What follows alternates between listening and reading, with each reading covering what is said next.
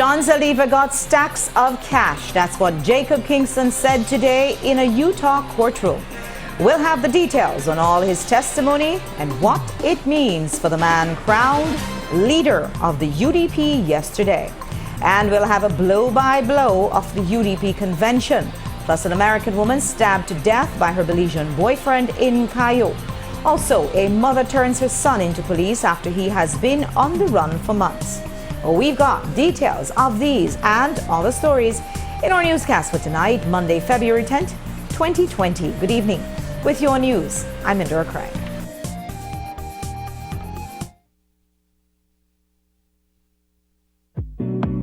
Now is the time to sign up for the best postpaid plans in the country because Digi has doubled the data in all their plans. Now you can get even more done, connect even more, stream even more, create even more, and share even more. All on the fastest mobile network that gives you the most coverage nationwide. Now is the time to go postpaid with plans starting as low as $49 monthly. Shared plans are also available, all with unlimited talk and text. So don't wait. Hurry over to your nearest Digi store to sign up today. Enjoy double the data in all postpaid plans only with Digi.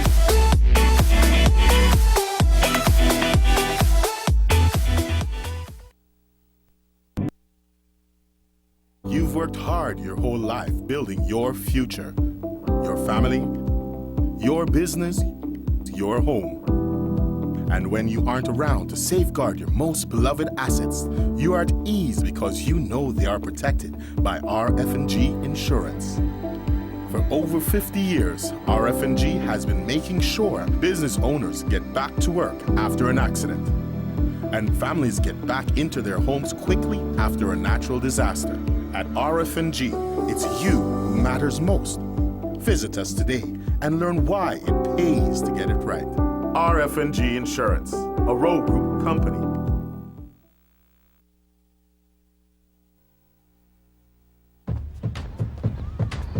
What is Bunny thinking about right now? Nothing. Because there's a new Duracell battery. It now lasts even longer. So now you can think even less about batteries. And so can Duracell Bunny. Duracell lasts longer, much longer. Distributed by Price Premier Products Limited, importers and wholesalers of fine quality products. Saldivar wants to be Prime Minister. He wants to run the country. Saldivar has been linked to convicted killer Danny Mason. He has been accused of taking bribes from accused criminal Lev Derman. He is best friends with the disgraceful Gasper Vega. People say, show me your friends and I'll tell you who you are. John Saldivar is a bad man. He cannot be trusted. He's bad for Belize. Reject him when general elections are called. Reject the UDP. Signing up for Smart's broadband got even better. You can now bundle and get a free monthly prepaid mobile plan with your broadband service and enjoy up to $70 in savings. Or you can upgrade your mobile plan for an additional $25 and enjoy an unlimited postpaid plan with unlimited calls, texts, and $40 free data. With Smart's fast internet speeds, you just have to choose the speed that works for your needs. Don't wait! Visit the Smart showroom near you and sign up for your broadband plus mobile bundle. And why not? Sign up and add Netflix to the mix. Smart, your full-service communication company.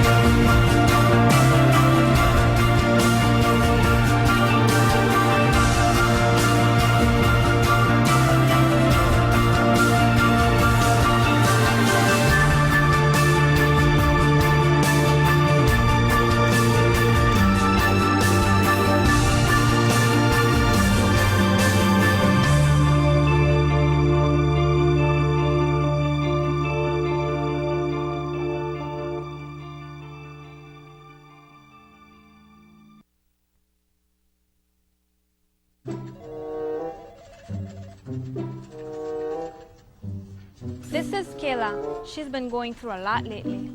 With bills, children, and relationship issues, she's having a hard time staying motivated at work. Looks like there might be some hope. The Employee Assistance Program is designed to help employees understand and work through personal issues that may affect their work performance. The program is completely voluntary, and all information is kept confidential.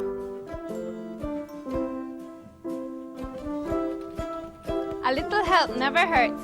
Just look at her go.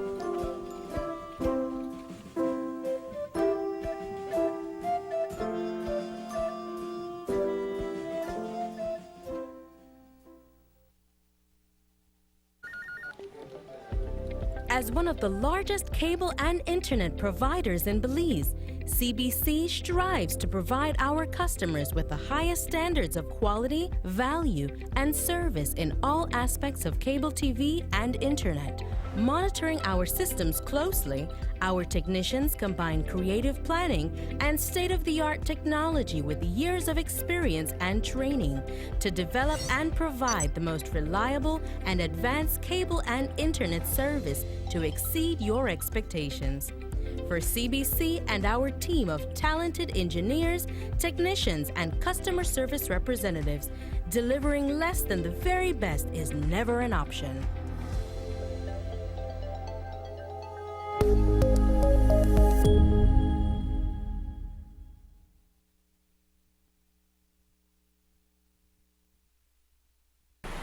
Less than 24 hours after John Saldivar was elected leader of the UDP, his name was called in a Utah courtroom. Today, in his third day on the witness stand, Jacob Kingston testified that he witnessed Lev Derman give John Saldivar large amounts of cash in packs that totaled $10,000 each. Kingston added that Derman kept these packs in a bag and the handoff was made during a meeting at the home of a Turkish business associate who had also been involved in the meetings with Saldivar. Kingston said he met Saldivar on a trip to Belize with Derman either in late 2013 or in 2014. He told the court he didn't know which minister Saldivar was and added, quote, "I didn't know what benefit he, Saldivar, was going to get," end quote, from the money or his relationship with Derman. But Derman and Kingston did get a boat ride with the Belize Armed Forces, though, which one is unclear. According to Kingston, Saldivar had arranged for Kingston and Derman to go on a boat ride off the coast of Belize on what he described as vessels from the country's navy. As you know, Belize has no navy. But while he may have the terms mixed up, there is a photo from this joyride which was tabled as evidence showing Derman smiling with two Belizean military men on a beach, sporting military-style weapons. There were two boats, but Kingston said he could not remember which one he was on. The importance of this portion of the testimony and the photo, which was later stricken from evidence, is that it is trying to establish what prosecutors suggest was an umbrella of protection that Kingston enjoyed. In this case, military muscle provided through his connection to Saldivar. There was a whole lot more about Belize in this morning's testimony, where the name of a PUP politician was called. Again, it was Ralph Fonseca. Kingston said in 2013 he wired $742,500 to Fonseca to purchase a property for a casino in Placencia. He said, quote, "He was the minister I was working with. He got the license for the casino business." Of course, Fonseca was not a minister in 2013. He was voted out of office in 2008 and retired from electoral politics.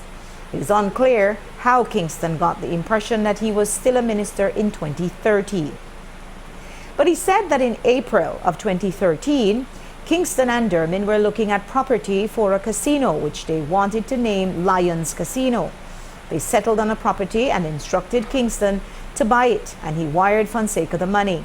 Kingston added that they stayed at the Placencia Resort on one trip. He said the owner was looking to sell the property and talked to him and Derman about buying it, but the sale never materialized. Kingston's testimony continued this afternoon, but nothing as significant came out. A travel summary entered as part of the testimony shows that Kingston made 5 trips to Belize with Dermond. The first was in October of 2012, the last in April of 2015, most times for periods up to a week or 2. Kingston is expected to continue his testimony at least until Wednesday. So, there it is. Kingston has said John Saldivar received, quote, packs of cash in $10,000 disbursements from Lev Dermond. 27 hours ago, we asked John Saldivar if he wasn't concerned about this very same type of revelation. You look to Utah next week with anxiety? If I look to us every day with anxiety. Utah. Oh, not at all. I know that there's nothing that's going to come from that that's going to affect me in any negative way. I've always maintained my innocence. When do you expect the Prime Minister to hand over? Prime Minister has been talking about after reading the budget, but he and I will sit and discuss that. Why did you vote for Dermond to become under counsel even? I will discuss nothing more about that trial. I will discuss nothing more about that. To deny, even though he has now been named as receiving packs of cash from Lev Dermond, which now leaves the matter in the hands of the Prime Minister, Dean Barrow. What will he do about today's testimony in Utah? First, here's what he said he would do 26 days ago. The evidence in this trial will be forthcoming. And what I'm here to also tell you is this. If it turns out that indeed there is evidence to show that a member or 2 members of my cabinet received funds from Mr. Lev, they will be held to pay. Might be that the minister could make a hell of a case saying, where is the proof that this was other than a campaign contribution from someone that I knew who supported me? And there are no laws in Belize, much to my chagrin, that regulate campaign finance contributions. But I wouldn't need to get into that sort of an argument with the minister, would I? Because even if that could be shown to be true, you lied to me and you lied to the cabinet in saying that you did not receive any money. QED. That in itself is a basis for me to say, sir, madam, you cannot stay in any cabinet that I lead. I don't think I can make my position any clearer. Once there is evidence of monies having been received by any UDP cabinet member from this gentleman, game over.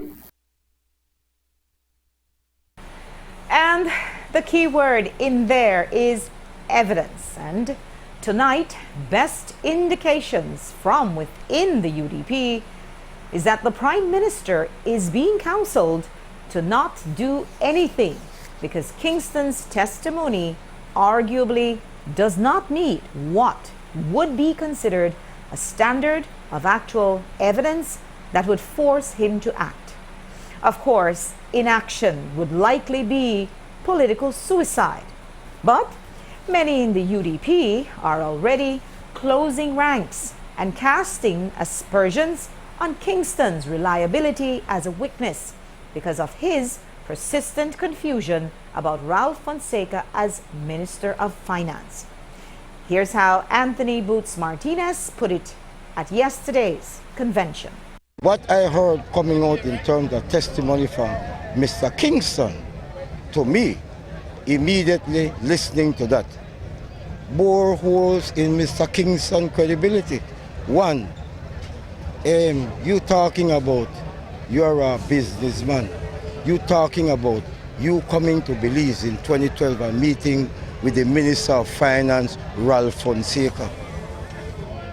Something wrong with his bearings. And we probably could have meeting with Ralph Fonseca, the Minister of Finance, in his office in Belmopan, where certain things, and for me, that don't bring down the whole credibility, in my view, of Mr. Kingston. I was willing to listen to what, then I don't know where else he know or where he don't know. Because obviously he never know that. And indeed, Fonseca is the only person who Kingston has called a minister. Again, he said today, quote, "He was the minister I was working with. He got the license for the casino business." Apart from casting some doubt on Kingston's reliability as a witness, it also helps the UDP's position by possibly establishing that Fonseca was the, quote, "government official to whom money was wired." We say possibly because clearly Kingston thought he was still a government official. Also, for the UDP, it muddies the political waters since a former ranking PUP was very much in the mix, even if he was only acting in the capacity of what appeared to be an investment consultant. Of course, all this political jostling is really just fresh paint on a political train wreck. And tonight, the damage is mounting for the UDP. Their new leader, elected yesterday, was a former business associate of Danny Mason, and now he has been named in the trial of Lev Dermin. Two men in jail, one conceived of murder, the other facing up to 180 years in prison. That's the ominous cloud that hung over the UDP National Convention yesterday, even though the red band merrily played on. 7 News was at the event from before it started until after it finished, and Jose Vasquez has the whole story. Preparations began early with 120 police officers falling in at 8 a.m. That was the level of security needed for the thousands beckoned by the UDP's big flag aloft on a windy, bright day to see the Civic Center draped in larger-than-life signage. There were the usual long lines to get in. All the delegates were directed to the floor, while the supporters had to go upstairs to witness the greatest political show the Civic has ever seen, the UDP in full flash and cash. Aspirant for leader, Patrick Faber, arrived with great combustion and clamor. And while he had all this fanfare and uproar and was dancing inside with his supporters, his opponent made no grand entrance from the outside. The camera we snuck inside found him simply making the rounds, pressing the flesh with a few friends and faithful loyalists. Our sneak camera also saw the party leader of the last 21 and a half years give his last hurrah before the crowd.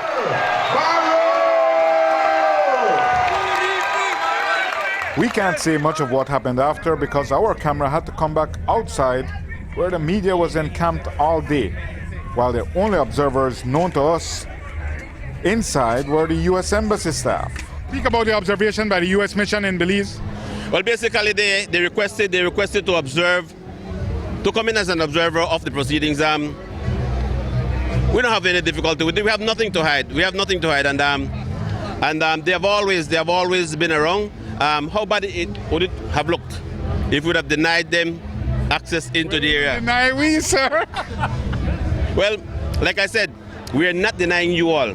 It's just that the business of the party has got to be conducted in a, as much as possible, secure environment. And seeing it from outside as we were forced to, what stood out was the scale of money being spent on this event. It was in the hundreds of thousands just for a single day. Surely the most ever spent on a political convention. You're known for your social conscience. The obscenity of spending that happens on a day like this in the hundreds of thousands of dollars has to offend you at some level. Well, you see, I'm not around, so I can't share that view with you. I don't know. I don't know what is being spent at all. I'm just arriving, so I don't know. And we're told fair amounts of money were also spent on the delegates, 570 of them on lists often made up of family members. We're constantly hearing that delegates were handpicked by area representatives or standard bearers, and this may have a bearing on how the vote is cast. Well, indeed, I don't believe in it, right? But it did happen, and there are in certain standard bearers or ministers or so that definitely they handpick some. They remove those that they believe that will vote for otherwise. I am one of those that didn't. I believe that removing somebody from a delegate election, general election is coming, you will pay the price for that. For that reason, I didn't remove the one or two that didn't want to go my way. The convention was held under kind of a cloud because of corruption allegations against one of the candidates, John Saldivar, which the UDP hoped all the noise and dancing would drown out. The events of the next week could prove completely upside down, could turn everything for your camp and John Saldivar upside down. Is it not a reality that he could be leader for a week? Well, the allegations are there, and we wait and see what next week brings, and then we go from there. But I won't comment on future events that's yet to come or not to come. So I believe this was all manufactured to compel us, to force us to go with Mr. Farber because, the perception. Perception is not reality. And this is not, not necessarily.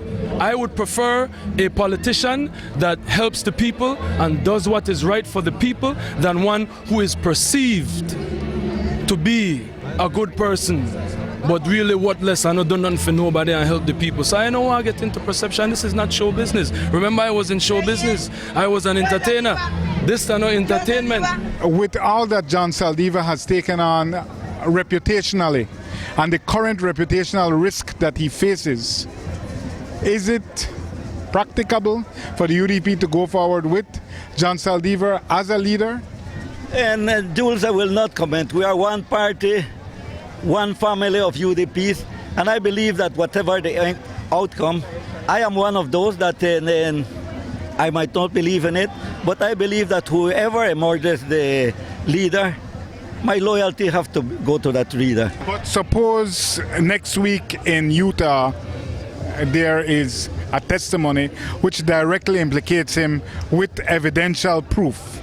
Then the man you have thrown your whole support behind is in trouble and may be leader for a week. That is then. Right now, John has said to us, has manifested to us that he has nothing to worry about. And so there's only two people who have the real truth, the court and that man right there named John Saldivar. And if he has looked at all of us and said, I have nothing to worry about, then I believe him. Would you say it is fraught with risk for the UDP to vote for John Saldivar, knowing that on Monday or Tuesday in a Utah courthouse, evidence could be led which implicates him in the type of wrongdoing which the Prime Minister had said is fatal from a political perspective? Have you been following the impeachment of President Trump? Very closely. After he was acquitted, his rating went right up. Right. You can't make any assumptions about allegations.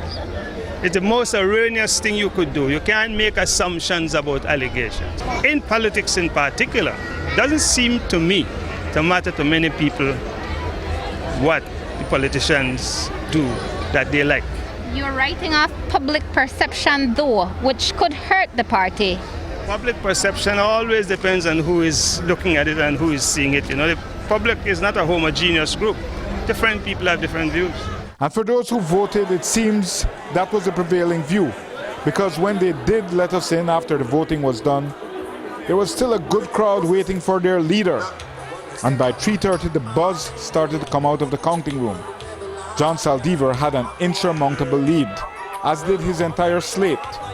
At 4, Saldivar emerged, the new leader, into the embrace of his supporters.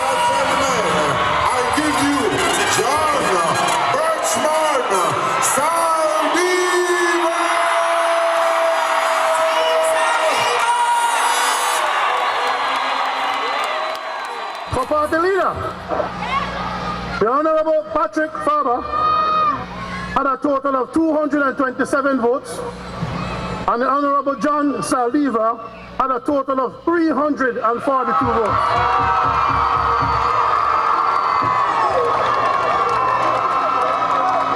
The Honorable John Saldivar is the new leader of the United Democratic Party. Patrick Faber looked understandably dejected.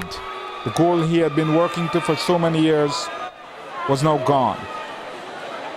Anne Tracy Tager Panton, defeated soundly for first deputy, seemed to need consoling as Saldivar took the oath. Saldivar, do solemnly swear. Do solemnly swear. I want to also call on my colleague, the Honorable Patrick Faber, to please come and join me at the podium.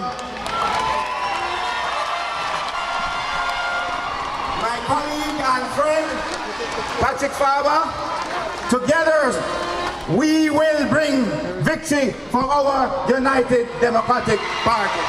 Thank you, brother. Good fight. Thank you. I am 100% with my colleagues, 100% in support of the Honorable John Saldivar. Expect my full cooperation and love for all of my colleagues. As the crowd cheered on, it could still not drown out the murmur of scandal.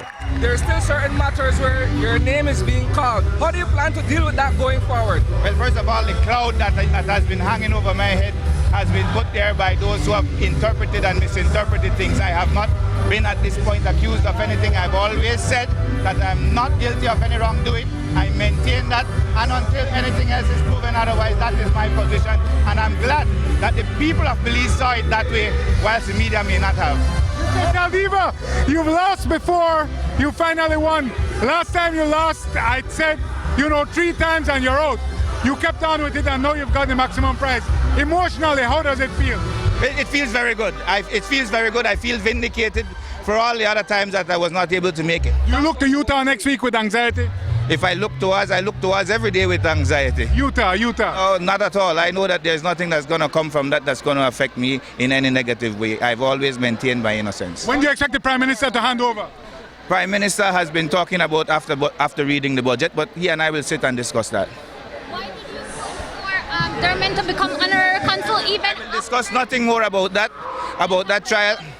I will discuss nothing more about that. And on a Sunday, with all the political energies and millions spent, flocked by the party faithful, that may have been enough for them to think that the UDP, leaning and listening, can somehow survive the storms ahead.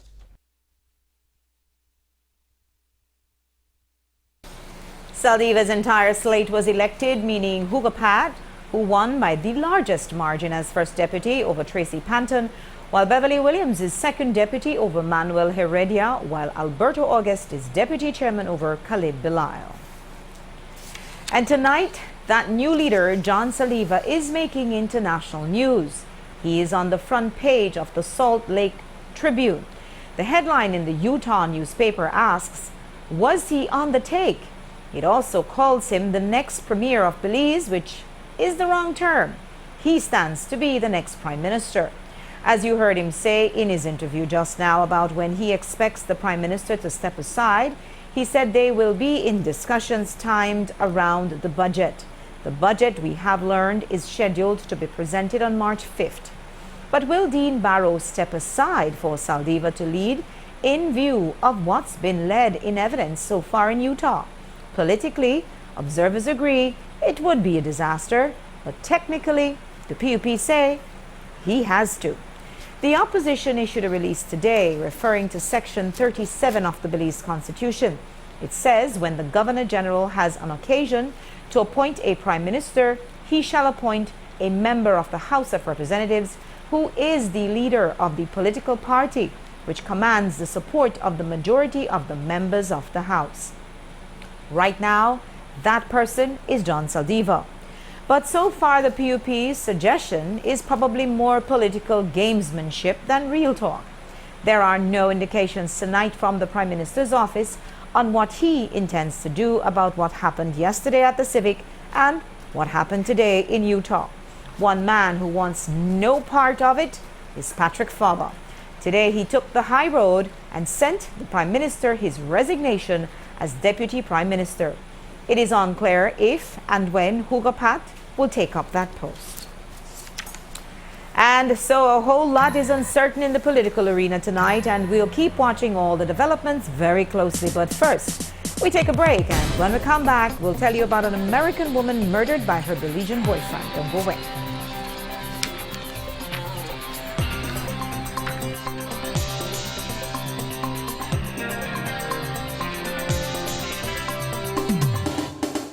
Life, there's always two sides to every story. Good stuff, not so good stuff. Originals, knockoffs. Real news and fake news too. And that other so-called postpaid thing. Then there is Smart Select Postpaid Plan. Check this out. For just $75 a month, you get 27 gigs of data, unlimited text message, and calls on and off net. Now this is the perfect postpaid plan for gamers, streamers, and social media junkies. Pretty much anybody who talks all the time and lives on the internet fast lane. 27 gigs of data, unlimited calls and messages. Now that's true postpaid. It doesn't get any better than that. Never settle for cheap imitations when you can have Smart's Select Postpaid Plan. Only with Smart, you get truly unlimited everything.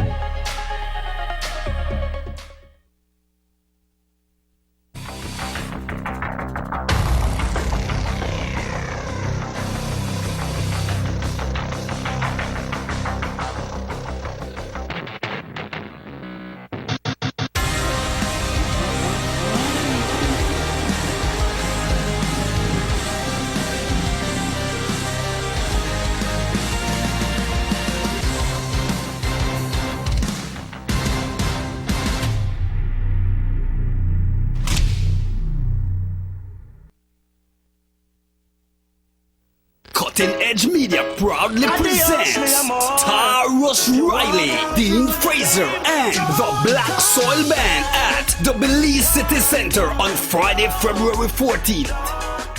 And with Cadence, Nella Playa, Denise Castillo, and Belize's top DJs, Friday, February 14th at the Belize City Center with countless hits.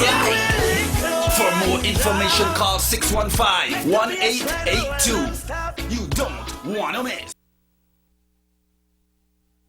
Fantasy 5, the biggest game in Belize, continues to do it bigger and better than any other. Fantasy 5 pays out $500 for matching 4 numbers and $25 for matching 3 numbers. Match the letter drawn and claim your free ticket. Get all 5 numbers drawn in game night and you are the winner of the jackpot plus the accumulated amount. It is without a doubt Fantasy 5 is the best. Fantasy 5 continues to draw live on Belize Into the Bone and Channel 7 every Tuesday, Thursday, and Saturday at 8 p.m. It's the best game in Belize. Fantasy 5. We bring entertainment and dreams into people's lives.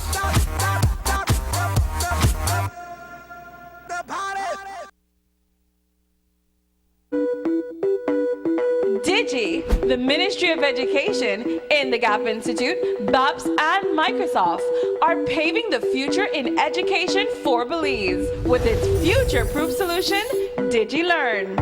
DigiLearn is a solution which enhances the learning experiences in the classroom, allowing our Belizean students to adapt an online learning environment, empowering them to be independent and creative learners, unlocking limitless learning opportunities. DigiLearn is now available at 8 secondary schools countrywide and over 3,000 students at the first and second form levels who are now experiencing this digital revolution. With the continued support of the Ministry of Education, DigiLearn will be at all secondary schools in the near future, touching the lives of over 30,000 students countrywide. DigiLearn, innovation in education.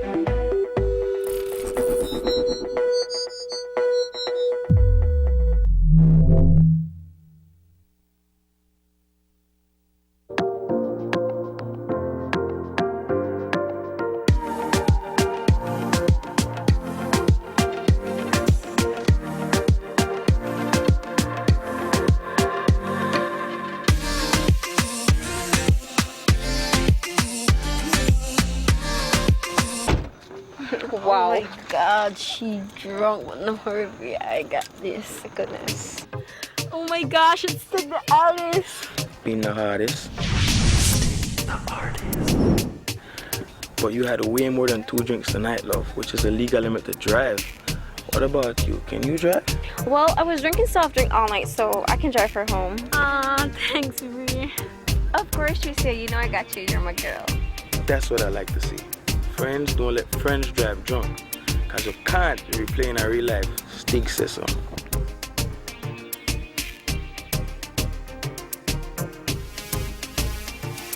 Can't replay in a real life. Saldivar is the new UDP leader. He wants to be Prime Minister. Can you imagine that? This is the same man who was best friends with Danny Mason. He and Mason were business partners. Mason has been convicted of killing Pastor Lucas, and people feel that Saldivar was also involved. Patrick Faber knows why he said this. John Saldivar is a bad man. He is not fit to be leader. Reject him when general elections are called. Reject the UDP.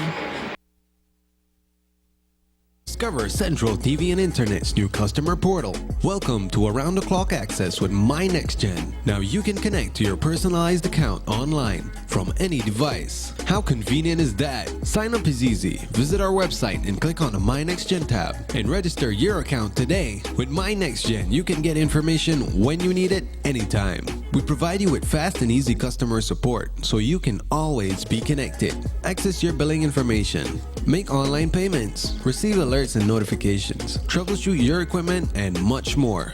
Now you're in total control with MyNextGen. For more information or to get assistance, contact us at 880-4200 or visit any of our branch offices. NextGen, powered by Central TV and Internet.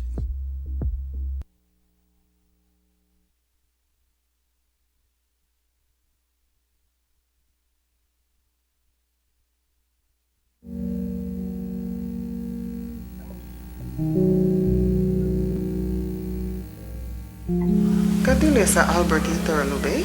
Inita nomada, naba santi golida ligaburi, asata lida l'escola abro hatia. Afiat na lo ni la mege dom. Time out. Weri hali anigi beli habusa rogrigi ya wena mohaya hagamro duniwa irahia. Baro bada ayano haba hama bisanigu. Demele badugunile bide haba lida leredoroniwa hagamredoniwa irahia.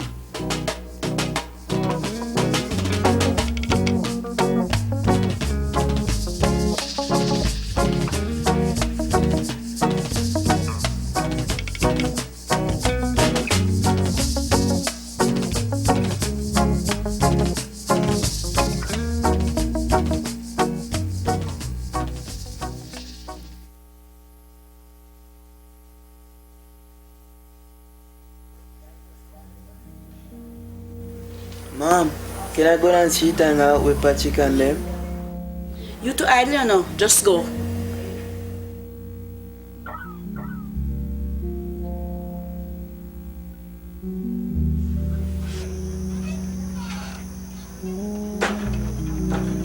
Tonight on News 5 Live, another execution-style murder in the city. A man with a long rap sheet is murdered in broad. Time out. Many times it may seem easier to ignore your child whereabouts or who he hangs out with. This can have a tragic consequence. Take a time out and suggest positive activities to keep your children out of trouble.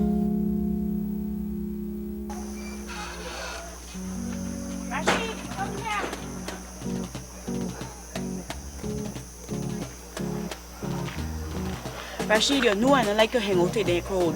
It's dark and it get late. Why me I not go make some banana bread together?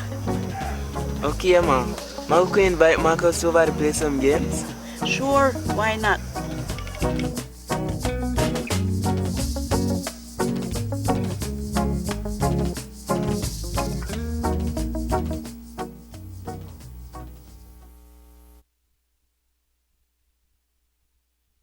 31-year-old American Ariana Jones was stabbed multiple times, and tonight her 23-year-old Belizean boyfriend has been charged for it. And while Jones's story is tragic, a close friend says she often wasn't careful enough with the company she kept. Charisse Halsal has the story. This serene, almost picturesque apartment block became a crime scene over the weekend. That's because this was the home of 31-year-old American national Ariana Irish Jones. Jones was murdered in the wee hours of Saturday morning. Neighbors say that around 1:30, they were winding down a quiet night with friends when they heard what they called weird screams coming from her apartment. And while they were loath to get involved in an argument, they were alarmed enough to call one of Ariana's friends. Little did any of them know that those screams were the sounds Ariana made fighting for her life. While this was happening, while the police were showing up, my friends, they're also close friends of ours, they were upstairs giving me a kind of play-by-play about it. They said that they were upstairs having a talk with each other, and they heard a noise, and he says it sounded horrible.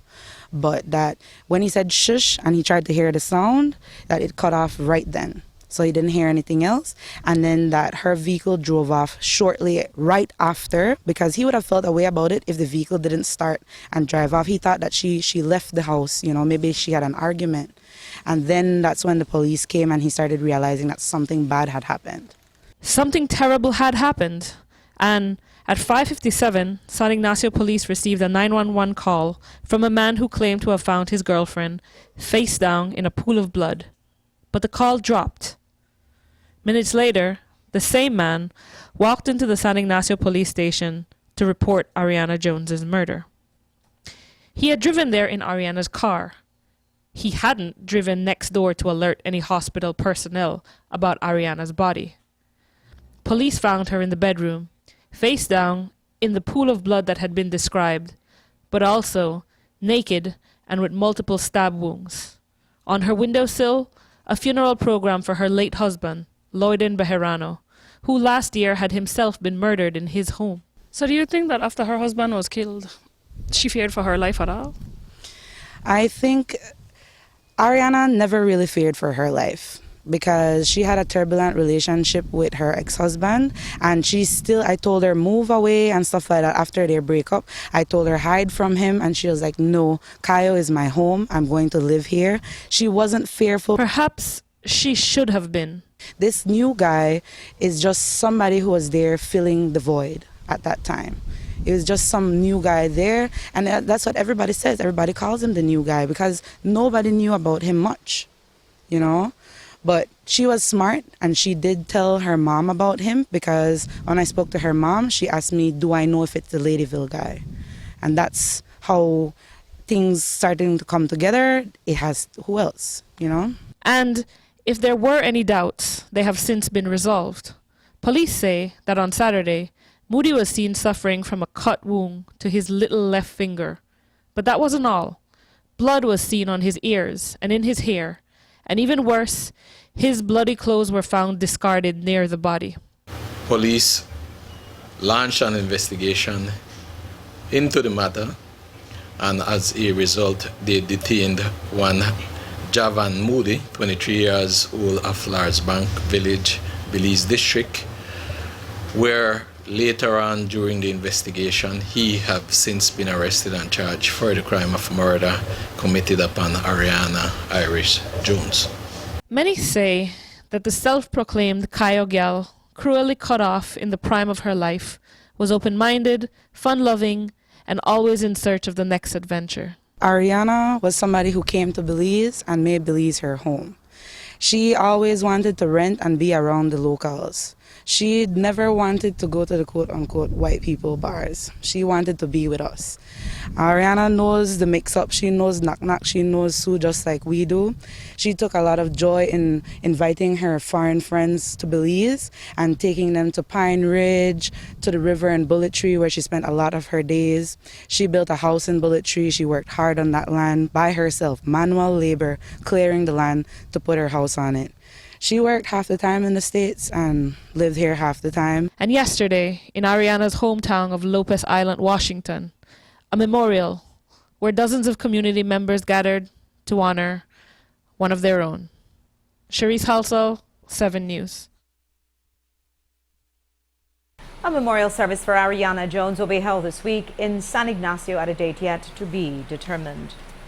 2 people were killed in a traffic accident on the Southern Highway this weekend. Sometime early on Saturday, 25-year-old Jose Cal was driving a pickup on the highway with passengers 46-year-old Evelyn Tiol, 1-year-old Kayleen Cal, 6-year-old Rachel Choco, and 75-year-old Marcos Tiol.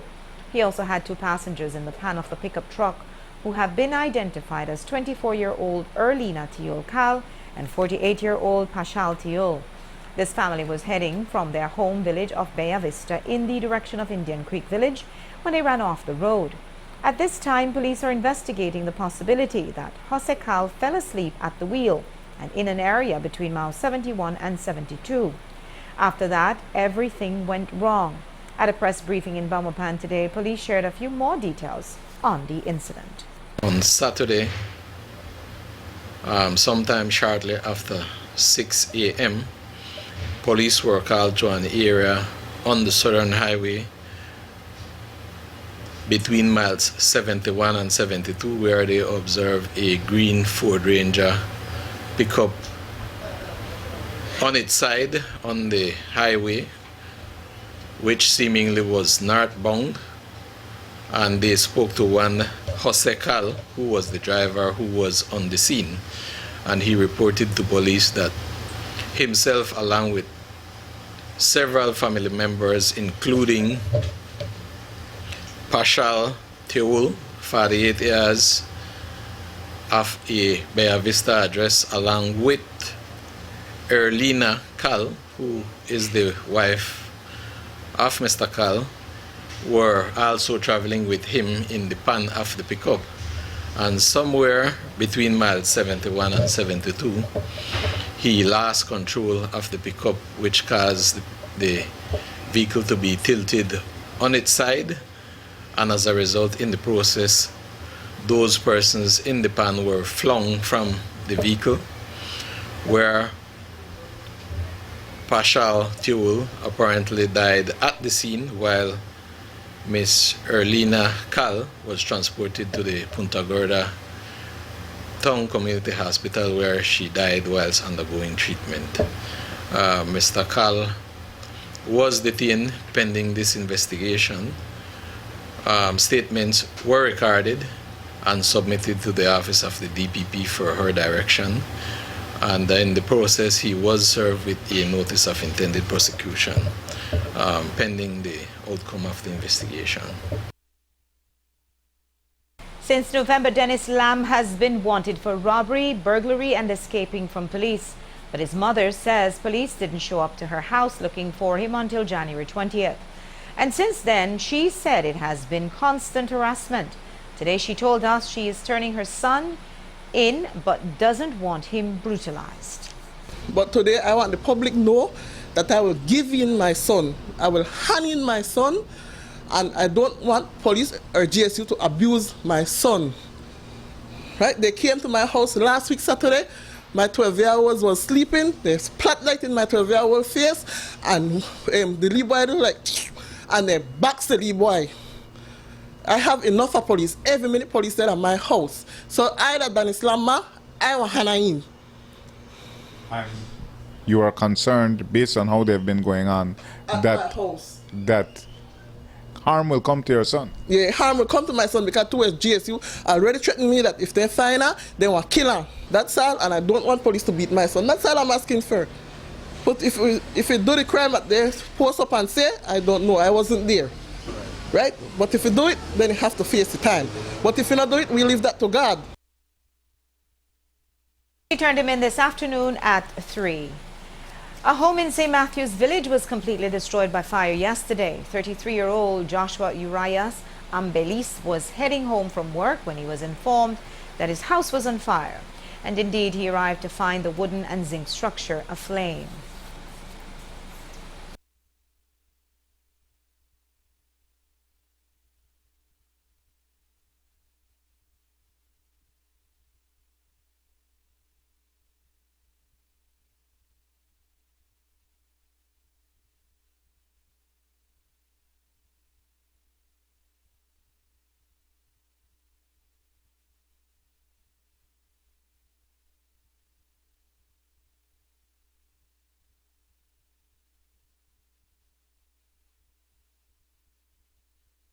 That on yesterday's date, shortly after 5 p.m., Roaring Creek police were called to St. Matthew's Village at the home of one Jose Ambelis, a Guatemalan national who reported to police that he received a telephone call shortly before 5 p.m. that his home was on fire. So he rushed home, where he observed his wooden house completely engulfed in flames. The fire department was unable to save any of his belongings, so both the home and his belongings were completely destroyed by fire. At the time of the fire, no one was at home at his residence. The cause of the fire at this point in time also have not yet been determined. I believe that the home was valued at some $10,000, whilst the contents were also valued at $10,000. Urias claimed that the house and its contents were valued at approximately $20,000. No one was harmed in the fire. And we take our last commercial break and have more news when we come back.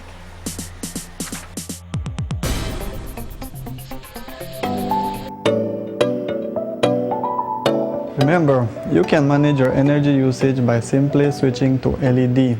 LED lights are more energy efficient. They use less wattage, they have a brighter light, and they have a longer lifespan.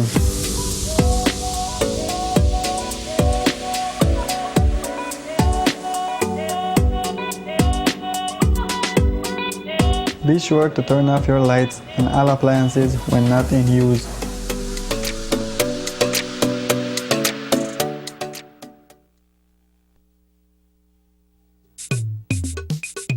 We all look forward to enjoying those golden years after a life of dedication and hard work. Thanks to Social Security Board, we can enjoy life with a peace of mind, knowing that our savings are there for us now. A retirement benefit is a return on the investment you have made through your SSB contributions. The benefit is either a grant or a pension. If you have at least 26 contributions, you can receive the one-time retirement grant.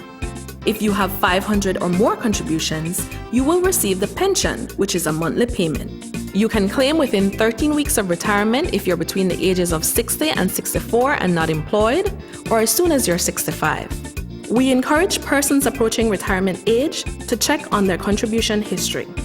Want to know more about retirement benefit? Visit our website or contact any of our offices to have someone assist you.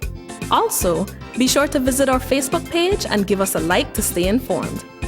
Social Security Board, safeguarding you, your family, your future.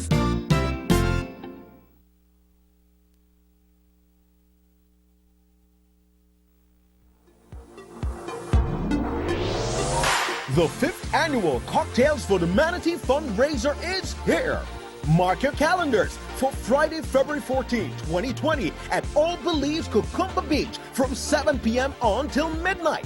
Admission is only $40 and the event will feature live music from Youth Connection Band and DJ Fabulous.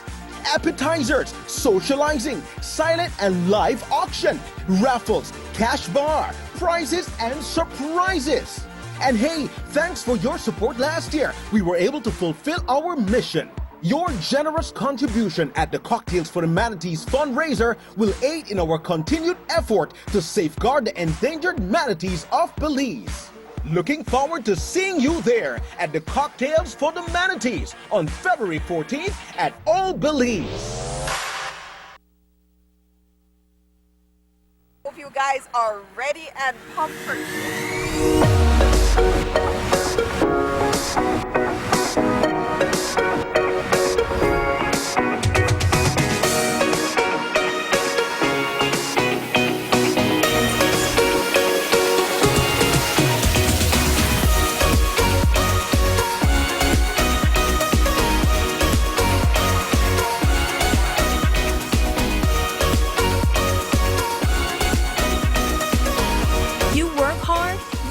hard, so you need a mobile plan that can keep up.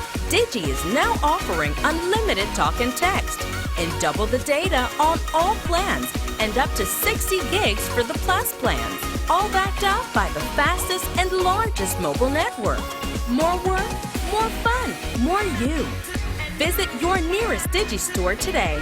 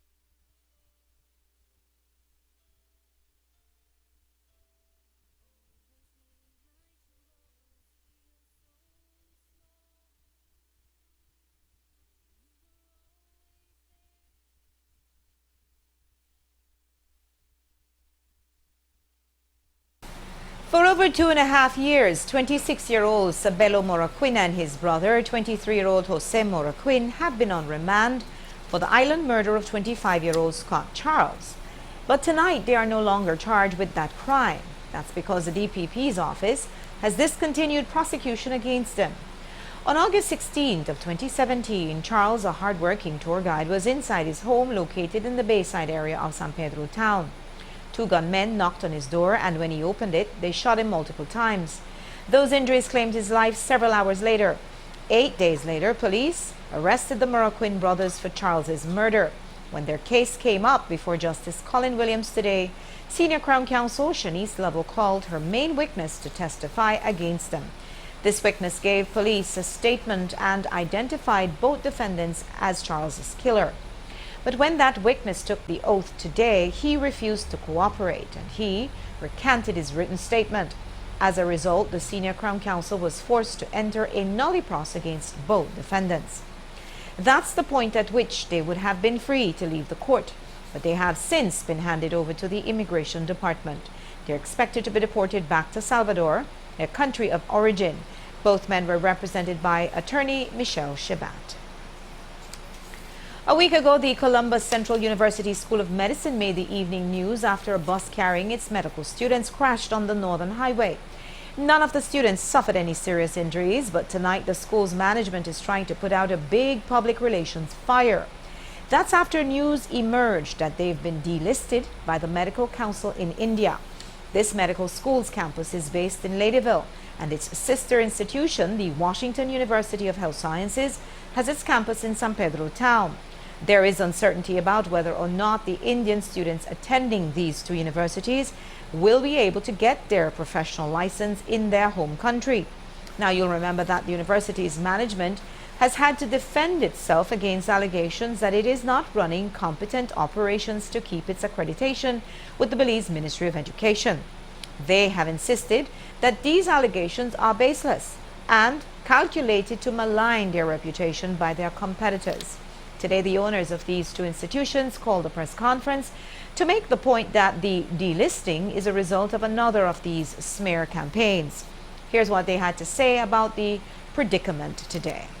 We are two successful medical schools in Belize, recognized by the Ministry of Education, adhering to all immigration and labor protocols. We have 400 students in both campuses and almost another 400 in clinicals. We hire local employees, local teachers, and contract with teachers from abroad.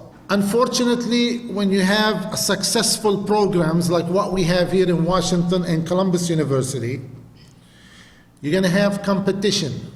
Now, we do welcome fair competition, but recently we've been exposed to some of the toxic competition, rotten to the core, with its paid journalists, who in return, all they want to do is spread fake news, false accusation, and initiating a smear campaign against the two medical schools. Example, what happened a month ago, some of this false accusation, fake news, made its way to one of the agencies outside Belize, accusing us of not having classrooms and teachers. So at this moment, we are talking to the agency abroad, and we're trying to rectify the problem, and it should be solved in the near future as soon as possible. Yes, we got delisted because some of this fake news, some of this fake accusation went to them without any investigation, and we are in the process talking to them to get this listing back. But what I'm saying is, part of the listing was because we don't have classrooms and teachers. That's why we want to give you the tour today.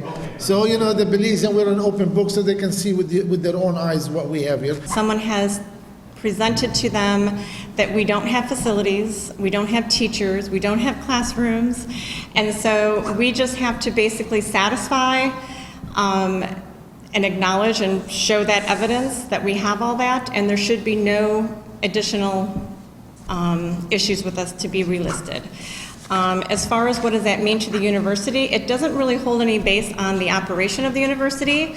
It will only affect Indian national students who would apply to the university during the delisting period. We are two successful And if they were accepted and started recognized during by the the listing ministry. period, which we have been listed up to the beginning of about mid-January, it won't affect them at all. It's only for this period now, and I believe the delisting started January 6th. And during that time, we ourselves will not take in new students from that period until the listing is relisted on the, with the listing. The campus is well equipped with labs and lecture halls. Part of our strategies for the next 3 years is our vision for 2020. We are building 2 brand new campuses, one here in Ladyville and another one in San Pedro North, and construction will start sometimes by the end of this year. The owners insist that they will be able to get the delisting reversed as soon as they can prove to the authorities in India that they have 2 fully functional and competent universities. They say that they intend to take action against individuals who have attempted to defame them. Viewers may remember the public outrage that was stirred exactly a year ago when a video went viral of a minor in her high school uniform engaging in a sex act. It was part of a disturbing trend that was starting to take form, where females were being exposed and exploited in which is referred to as revenge porn. That incident sparked a controversy on how to successfully prosecute the person who maliciously leaks these types of videos. Since then, the government has partnered with civil society to come up with draft legislation to address such acts. The government is now in possession of a draft cybercrime bill that it is trying to finalize. It is seeking the advice and expertise of the Council of Europe to make the bill as comprehensive as possible so that it can lead to the successful prosecution of cybercriminals. The Council of Europe is currently in Belize, and they are partnering with the Forum of the Presidents of the Legislative Bodies of Central America and the Caribbean Basin, known as FOPREL. Both of these organizations are now a part of an advisory mission to harmonize legislation on cybercrime and electronic evidence. They are hosting a 4-day workshop for the relevant government agencies to review the draft of cybercrime legislation to bring it up to international standards. The Ministry of National Security and the Speaker of the House of Representatives hosted an opening ceremony for this advisory mission at the Biltmore Plaza Hotel this morning, and 7 News attended. We asked the facilitators to discuss the issue of cybercrime and the challenges of trying to prosecute it. Here's what they told us on the topic. There have been a number of work that we have been doing over the past few months. Cyberbullying have been one of the ones that the Special Envoy and a number of people were very concerned about, and we had seen it fit for us to try and get that portion of the legislation to Cabinet and to have that pass in a very short time frame. And if you all could recall, I think it was in the latter part of last year, we had moved forward with those kinds of initiatives, and Cabinet was able to approve a draft legislation that was presented to them. While we were doing that, we realized that there are other things going in the cyberspace, and we decided that we needed to come with a more comprehensive cybercrime legislation. And we had tasked our task force to put together some draft proposal to go to Cabinet, and they're still working on that. But while we were doing that, we had already gotten a commitment from GLACY Plus and the Council of Europe to assist Belize in putting together a cybercrime legislation. What is unique about what they do is that they go from country to country, and it is said that within 4 days they can give us a draft cybercrime legislation. I still want to see that done. I'm looking forward to see that, because if that is done, it means then in a very short time frame, Belize will be able to have its cyber crime legislations on the books. Council of Europe is the organization that is holding the Budapest Convention. The Budapest Convention is the international reference treaty in this field, which was drafted in 2001, and so far has been acceded by 64 countries all over the world, and another 10 are on their way. The Budapest Convention gives a number of definitions of what are the conducts that need to be criminalized. So what are the let's say the basic definitions of cybercrime, and all the countries that are party to it agreed with these definitions. We have crimes related to illegal access to computer system. We have crimes related to illegal interception of computer data. We have crimes related to computer-related forgery or computer-related fraud. We have crimes related to online child sexual exploitation. There is also the definition of crimes related to intellectual property violations. This is, let's say, the common set of definitions that all countries have. And then each country can also decide to add other articles that are not covered by the Budapest Convention. Everywhere you're trying to fight cybercrime, one of the biggest challenges is establishing a digital footprint for the offenders, because they use the internet to hide. Have you folks from the Council of Europe come up with ways in which to identify the criminals in order to gather the necessary evidence? Yeah, well, actually, the Council of Europe is not just promoting the harmonization of national legislation, because in the end, the national legislation without implementation is just a piece of paper. So the Council of Europe is supporting the whole process. Once the legislation is in place, the Council of Europe has this program of capacity building that we are developing, that we have been developing, and that I am managing, which is called GLACY Plus, Global Action on Cybercrime. And this is related to building capacities of criminal justice authorities, so law enforcement, so police, magistrates, prosecutors, judges, on these very topics. And to do this, we also partnered with Interpol, who is deploying part of our program on our behalf. And we try to maximize the delivery of technical courses for law enforcement to deal with such topics as darknets or as virtual currencies, because this is what the criminals are now using to hide themselves in the darknet. The workshop continues tomorrow and ends on Thursday. The representative from the Council of Europe told us that he has taken a look at Belize's draft cybercrime bill, and there are a few areas of improvement that they can advise the government on. 27-year-old Darnell Puerto was robbed at the corner of Vernon and Mopan Streets on Friday. Puerto was able to identify the robber as 19-year-old Kenyon Flores, but while Flores was charged with robbery today, Darnell Puerto also received a charge, not for robbery, but for possession of counterfeit U.S. currency, 29 $20 bills to be exact. Puerto had been spending the counterfeit cash for over a week, and when he hit Vibe nightclub on Saturday, the day after his robbery, he was said to be flashing money extravagantly enough to attract the attention of the police.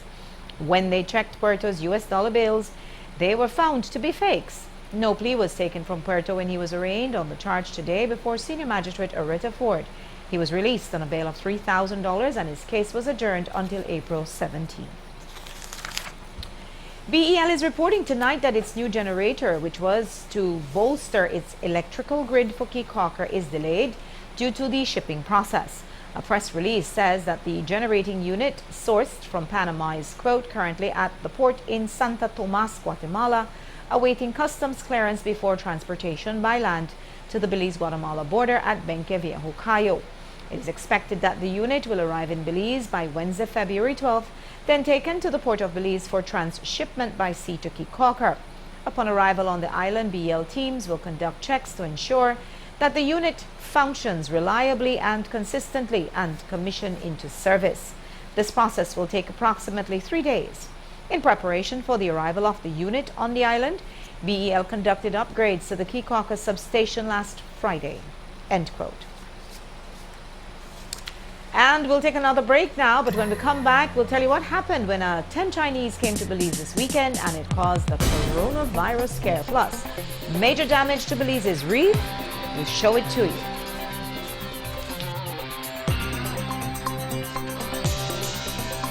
Time to sign up for the best postpaid plans in the country because Digi has doubled the data in all their plans.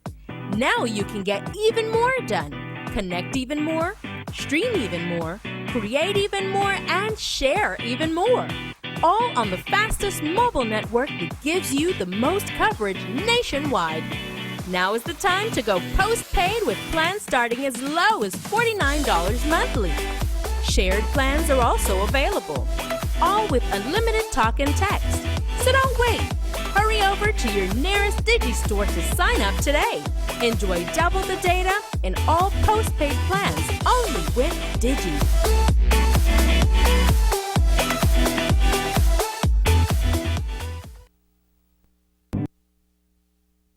You've worked hard your whole life building your future, your family, your business, your home. And when you aren't around to safeguard your most beloved assets, you are at ease because you know they are protected by RF&G Insurance. For over 50 years, RF&G has been making sure business owners get back to work after an accident, and families get back into their homes quickly after a natural disaster. At RF&G, it's you who matters most. Visit us today and learn why it pays to get it right. RF&G Insurance, a Rowe Group company.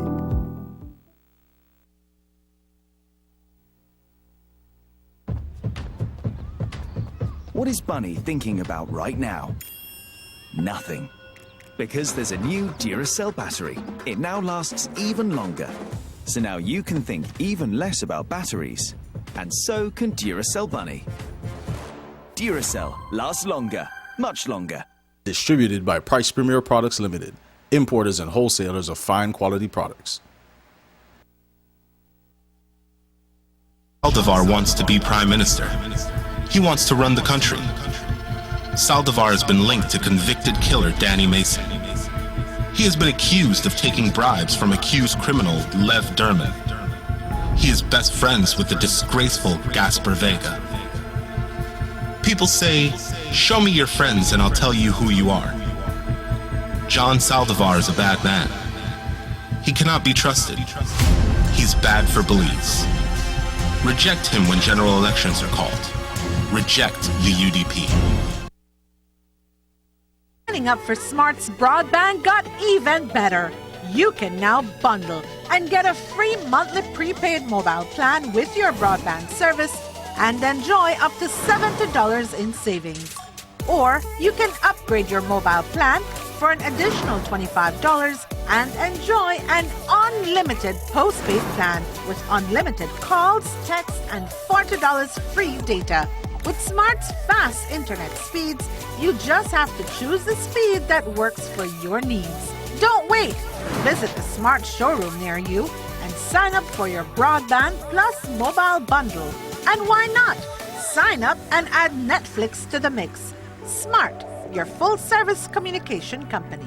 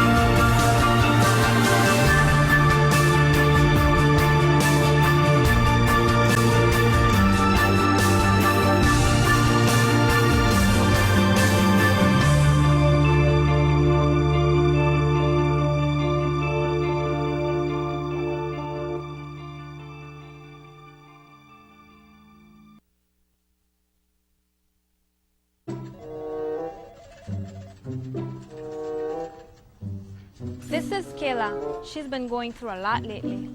With bills, children, and relationship issues, she's having a hard time staying motivated at work. Looks like there might be some hope. The Employee Assistance Program is designed to help employees understand and work through personal issues that may affect their work performance. The program is completely voluntary, and all information is kept confidential.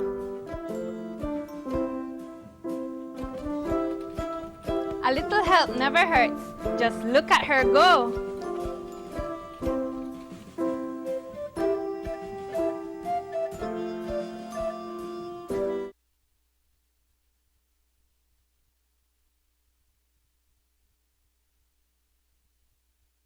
There is major damage to the reef in the Lighthouse Reef Atoll area after a luxury yacht threw its anchor right under the reef. The footage from Oceana's Facebook page shows that the 200-foot yacht called Samadhi threw anchor directly onto the reef, and a 75-foot chain is tracking along the reef. The Department of Environment is investigating this act of supreme recklessness and was sent to the area today. Oceana says the area is known as the Aquarium at Long Key and is located inside the Lighthouse Reef Atoll and is one of the area's most popular dive sites. They say that there was no need to drop anchor because to safeguard the coral, mooring points were installed many years ago. There was a shooting on Friday night in Belize City that has landed a 12-year-old boy in the hospital. He's a resident of the Belama Phase 1 area of the city. He was at the home with his family, and sometime after 11 o'clock that night, two gunmen barged in. The assailants reportedly kicked open their back door and opened fire on the family. Here's more from the police. On Friday, the 7th day of February 2020, sometime around 11:40 p.m., police responded to the KHMH after receiving a report of a shooting incident.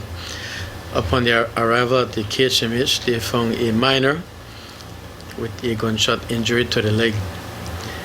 Investigation revealed that this minor was in a house in the Belama area when two male persons came to the house, and at some point shots were fired and he received the gunshot injury. He is admitted at the KHMH in a stable condition. No one is detained at this time for this shooting.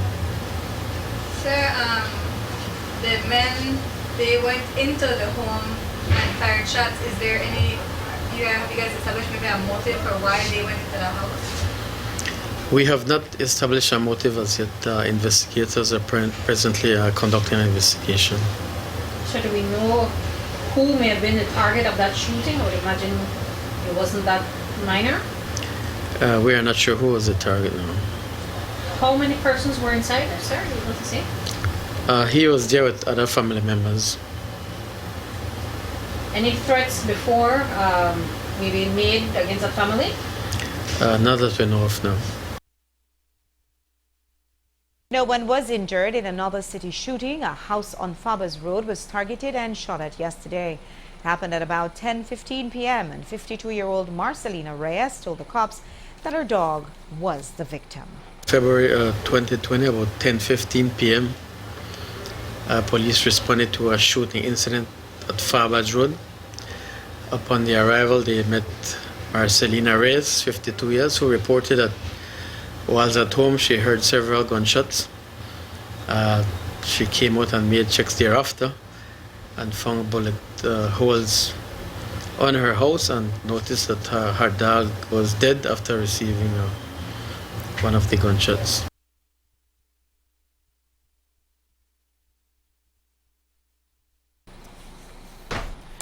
On Saturday, an American airline flight from Los Angeles arrived carrying, among others, 12 persons of Chinese descent, 2 of them exhibiting symptoms consistent with a flu.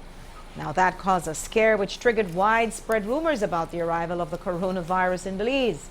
While the Ministry of Health announced late Saturday evening that they had cleared all passengers for entry, we are told that the Immigration Department, with some major executive backing, overruled decisions being made by the Ministry of Health. In the end, the Ministry of Immigration determined that 10 of the 12 passengers should be sent back to the U.S. The 2 passengers that remained are Belizeans of Chinese descent. They had to spend the night at the airport and were sent back yesterday. Late Saturday evening, the Ministry of Health sent out a release with the direction that all travelers who have been in China within 14 days prior to arriving in Belize be denied entry. At present, the Philip Goldson International Airport is not equipped with quarantine areas. Wooden structures once designated for that purpose were later moved to facilitate it in Crooked Tree. And that ends our newscast for tonight. Thanks for watching. With your news, I'm Indra Craig. Remember that for an internet version of this transcript, you can check us out at 7news.com or to see Digi. I'll be back here tomorrow, and until then, have a great night.